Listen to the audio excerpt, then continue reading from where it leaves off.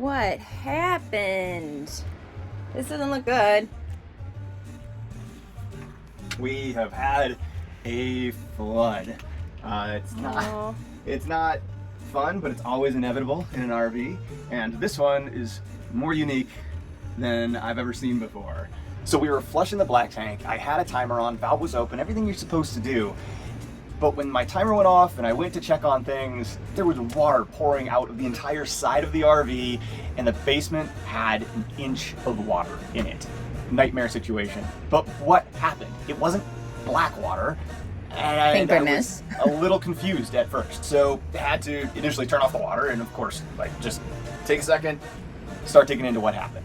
We had the black tank flush actually flood our RV. So I'll just explain what happened here, and then I'll also show you how we dry out an RV. Well, that's actually pretty simple. Fans, heater, and we had a dehumidifier in the basement. Water was coming out everywhere. It basically flooded down under this cabinet. It got all through here, and then it literally was dripping out the side of the RV, out the wall.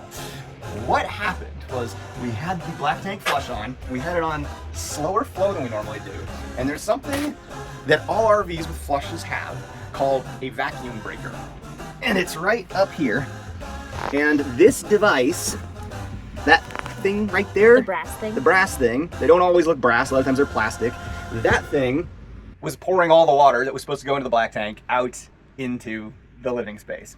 Now, that thing is intended to keep black tank yuck from making its way back to the water system. It's actually pretty important, right? We don't want anything from the tanks that are clearly non-potable water getting into our water system. So that thing releases pressure so that when you turn off the water, no black can go back into the water system. And it also allows air into the line to basically drain that water line down to the tank. It's also always elevated up pretty high. Sometimes I'll actually see it like installed almost up at like the ceiling, like their lines go way up and then the vacuum breaker's somewhere up really high. But I've never seen them leak before. But I was doing something a little bit different with this one, and I think that's what happened. Let's go outside and I'm gonna explain a little bit more.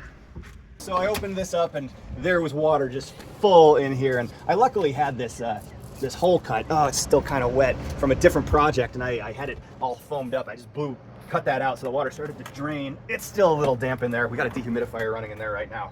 But basically our situation right now is we're at a house and we're fully hooked up at the house, but we're actually dumping our tanks through this line. It's a garden hose, and you can do this, and it works quite well. We've done it many, many times over the years.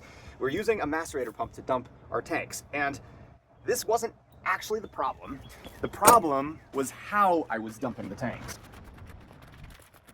Okay, so our wet bay here, we have a macerator system in here. So in here, there's actually a motor right here.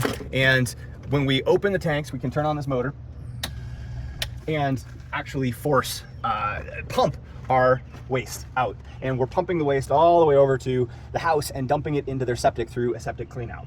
Works great.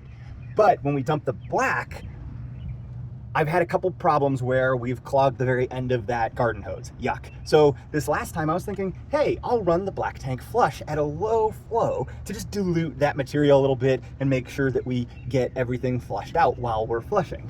I've actually got our tank flush hooked up to our outside hose here, and it comes over and it hooks up to our tank flush thing here. And this RV is actually pretty neat in that we can flush both the black tank or the gray tank via this valve right here. So I had it on black tank, and I had the flow turned down a little bit, and that is where the problem came from.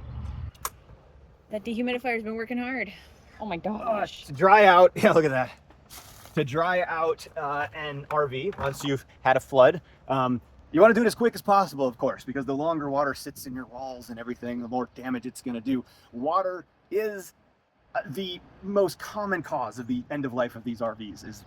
It causes delamination, it causes corrosion, it ruins RVs. So you want to get them dried out as quick as possible.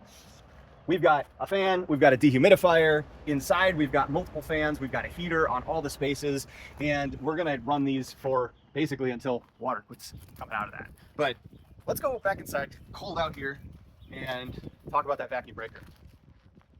So we've got a fan, we've got a heater in here. We've basically been blowing hot air down through all the areas where the water primarily flowed.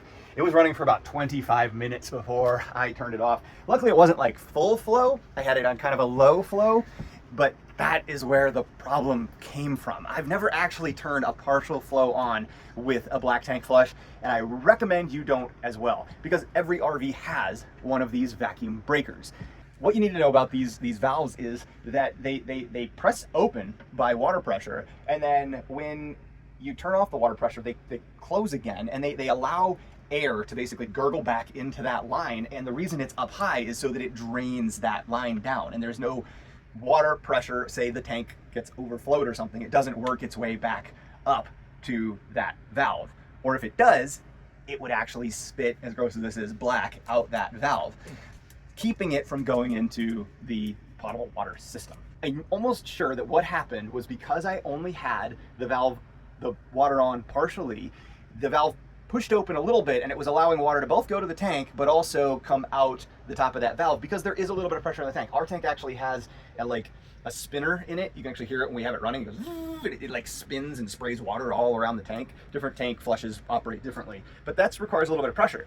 And the pressure wasn't enough to overcome both the valve black tank flush and the unit. So here's my simple recommendation, is that we turn the valve on full blast, make sure you have good pressure, or else you're gonna leak water into your RV.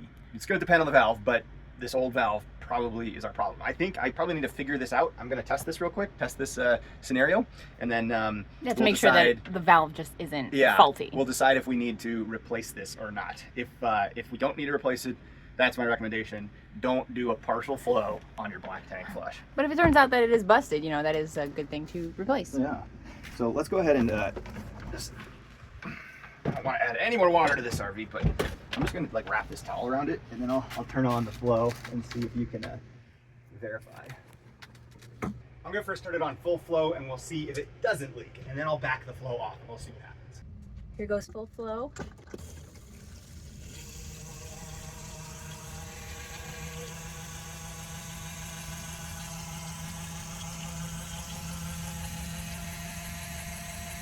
So far, doesn't look like it's leaking.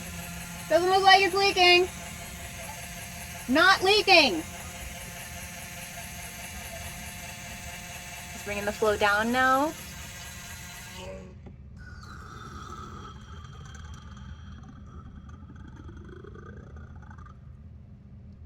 Leaking. There's our answer. Prove our assumptions? Yes, it very much proved our assumption. I just watched the video Caitlin showed me of it leaking, and what I had done is I'd actually turned off the water all the way before I turned it back on, and that sound you heard, that was the sound of it sucking the air in as the line drained back down to the tank. So it's doing what it's supposed to do, but we can pretty easily see why it leaks at the low flow. So doing a little research, there actually are spill-resistant vacuum breakers. All vacuum breakers are not created equal. There's types that have just open to atmosphere, which that one might be, or it has a secondary atmospheric valve or a little spring on the top that prevents water from doing that backflow thing around the outside. Now, that air inlet could have possibly just worn out and it's not working properly, or stuck, or that's just kind of a lower quality non-spill resistant vacuum breaker.